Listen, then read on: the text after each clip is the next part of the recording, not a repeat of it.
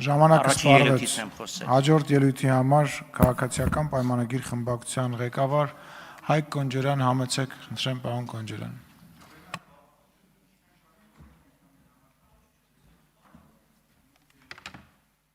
Խաչատրյան, այս բարձրախոսներին մի քիչ նուրբ վերաբերվեք, պետական գույք է ի վերջո։ Մեծարգո պարոն վարչապետ, ազգային ժողովի մեծարգո նախագահ, հարգելի գործընկերներ, քննարկում ենք 2026 թվականի պետական բյուջեի մասին օրենքի նախագիծը եւ ըստ էության այս խոսակցությունը այն մասին է, թե մենք ոնց ենք ծախսում մեր բոլորի փողը, մեր ժողովրդի փողը։ Հա, թվերից անդին կա քաղաքական մտածողության, քաղաքական արժեբանության հարց, որի համատեքստում մենք հասկանում ենք մի իշխանությունը ոնց է ծախսում փողը, մյուս իշխանությունը ոնց է ծախսում եւ քաղաքական բանավեճի այս մթնոլորտում ես միջև կանցնեմ թե մենք ինչպես ենք ծախսում, ուզում եմ հիշել մեր ընդդիմության առաջնորդներից մեկի Սերժ Սարգսյանի վերջերս հնչեցրած միտքը, որտեղ նա բողոքում է, ասում է 20 աշակերտ ունեցող դպրոցի վրա 2 միլիոն փող են ծախսում։ Հասկանում եք, Սերժ Սարգսյանը,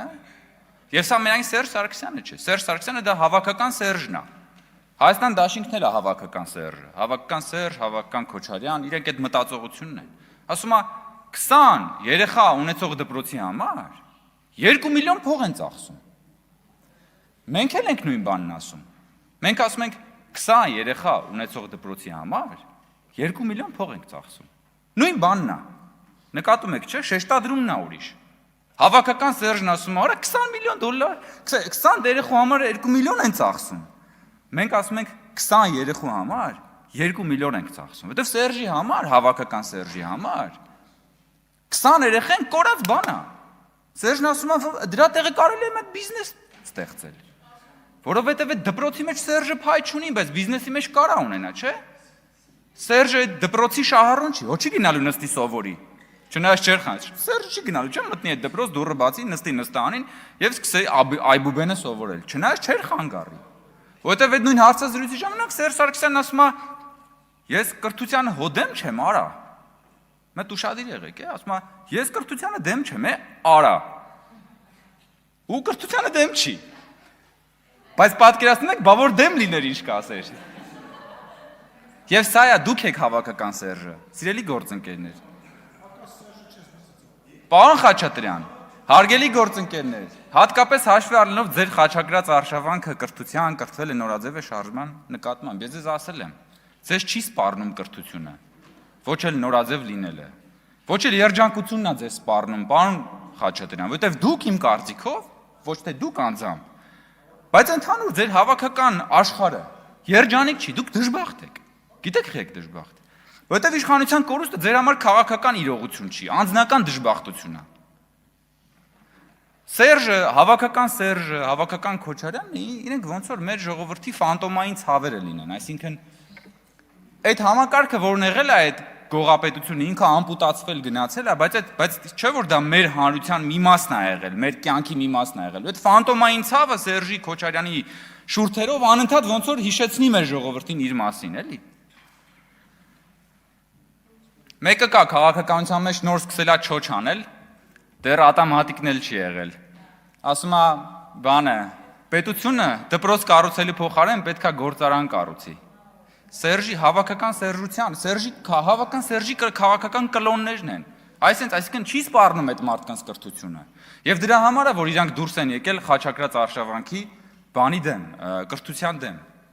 Եվ այստեղ օրինակ ամենաբան առաջամարտիկներից մեկը Քրիստինե Վարդանյանն էր գնաց։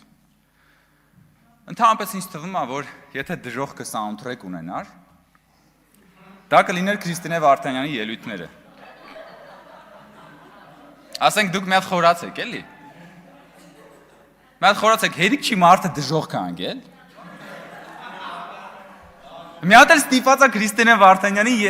ելույթները լսել, այսինքն կաթսայի մեջ խառնում են իրան այդ բանի մեջ։ Ու մի հատ ուզուգահեռ հնչում է Քրիստինե Վարդանյանի ելույթները։ Ես ամեն անգամ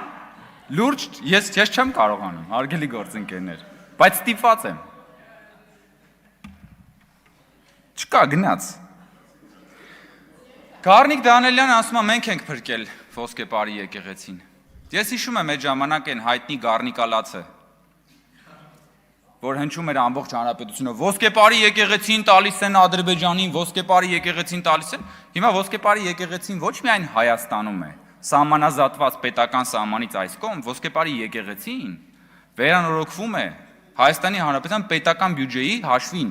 Այ դրա վրա ենք նաև մեր փողը մենք ծախսում։ Ինչի վրա որ չեն ծախսել ու չեն հասկանա հավաքական Սերժի ներկայացուցիչները։ Բերքաբերում մենք նախորդ շաբաթ եղանք Տավուշի մարզում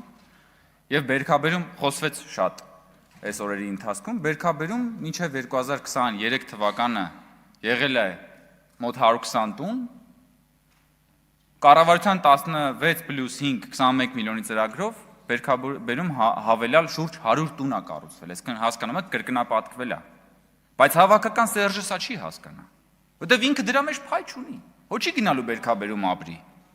Ոչ չի գնալու Կիրանցի դպրոցում մտնի եւ այդ դպրոցում սովորի։ Ոչ էլ Սերժի երեխեքը թորներն են գնալու Կիրանցի դպրոցում սովորելու, որտեվ իրանց երեխեքն ու թորները գնում են Միացյալ Նահանգներում են ծնվում։ Որ երբ որ պատերազմ լինի, իրանց երեխեքը չգնան ու սահմանը չպահեն։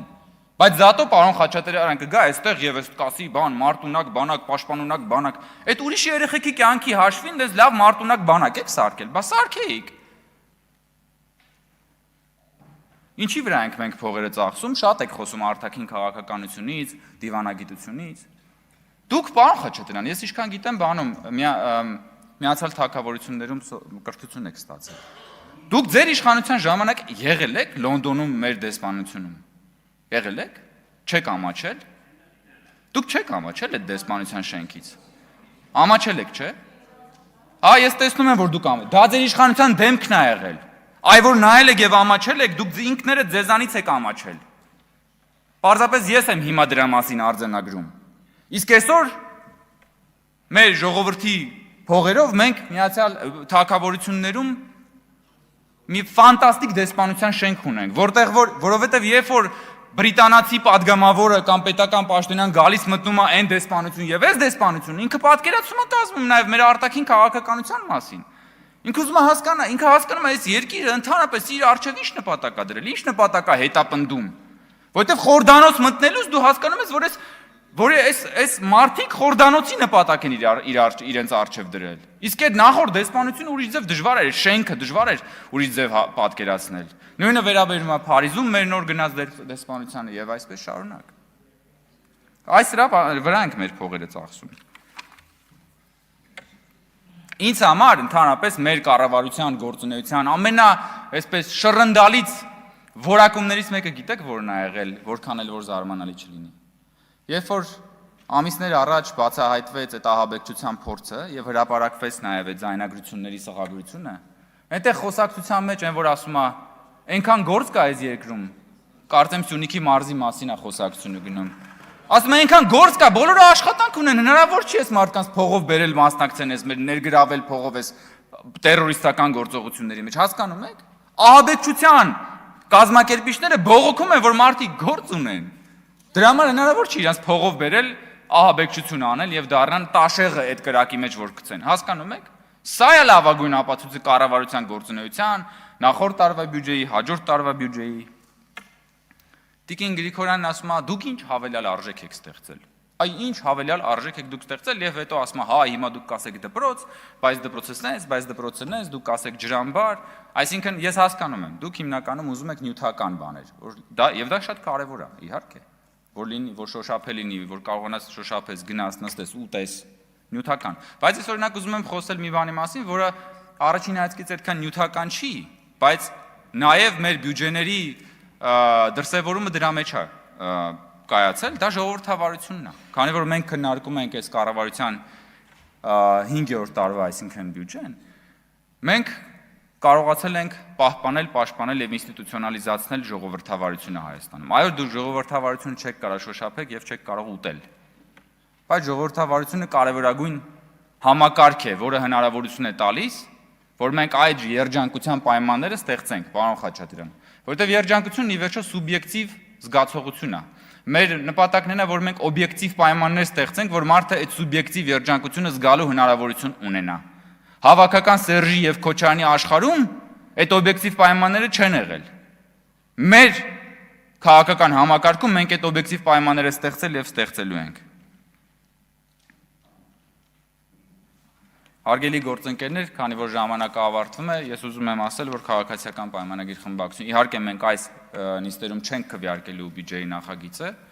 բայց ուզում եմ ասել, որ քաղաքացիական պայմանագիր խմբակցությունը բնականաբար հավանություն է տալու այս բյուջեի նախագծին։ Շնորհակալություն։ Շնորհակալություն, պարոն Կոնջարյան, իսկ եզրափակիչ ելույթով ելույթ կունենա Հայաստանի Հանրապետության վարչապետ Նիկոլ